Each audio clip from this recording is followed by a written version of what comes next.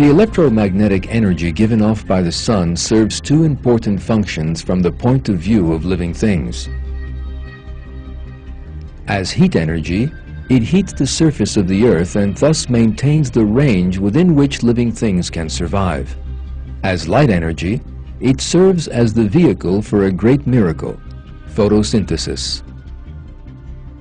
Photosynthesis is the way green plants use the energy from the sun to create nourishment.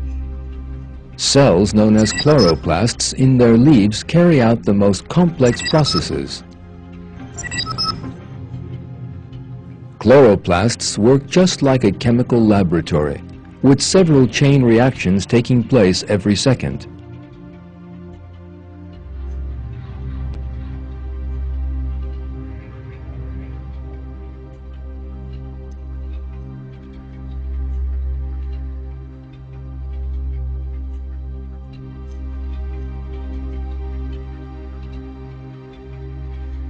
The only production of nourishment in the world is the extraordinary chemical process carried out by plants. All other living things are nourished from this one source. When herbivores consume plants, they take in this energy that comes from the sun. Carnivores obtain the same energy by eating herbivores.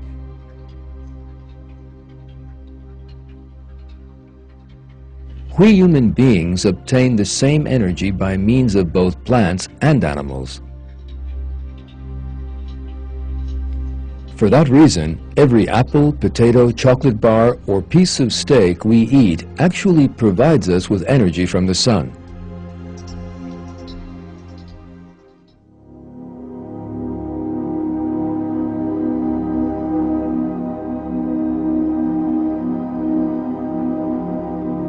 Another very important result of photosynthesis is that it produces oxygen. Human beings and animals lower the level of oxygen in the atmosphere a little bit every time they breathe. Yet plants replace that oxygen by means of photosynthesis.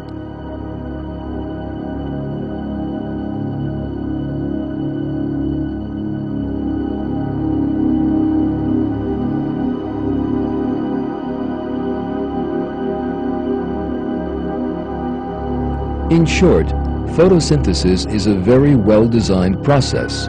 There is complete equilibrium between photosynthesis and human and animal energy consumption. Plants supply glucose and oxygen. We burn the glucose and the oxygen in our cells.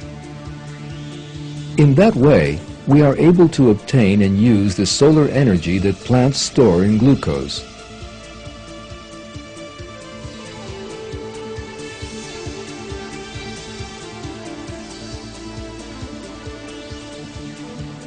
As a result of this, we produce carbon dioxide as a waste product and give it off into the atmosphere.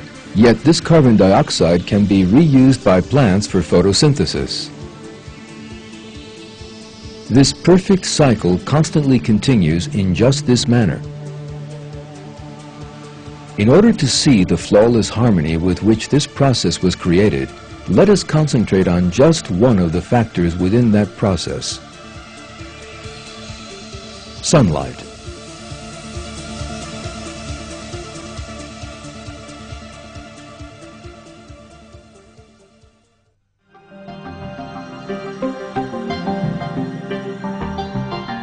We have already said that light from the sun was specially designed for life on Earth. This important adjustment appears once again when we examine photosynthesis, because the process can only be carried out with sunlight and no other. In his book, The Symbiotic Universe, the American astronomer George Greenstein writes, "Chlorophyll is the molecule that accomplishes photosynthesis. The mechanism of photosynthesis is initiated by the absorption of sunlight by a chlorophyll molecule. But in order for this to occur, the light must be of the right color. Light of the wrong color won't do the trick. A good analogy is that of a television set. In order for the set to receive a given channel, it must be tuned to that channel. Tune it differently and the reception will not occur. It is the same with photosynthesis. The sun functioning as the transmitter in the analogy, and the chlorophyll molecule as the receiving TV set. If the molecule and the sun are not tuned to each other, tuned in the sense of color, photosynthesis will not occur. As it turns out, the sun's color is just right.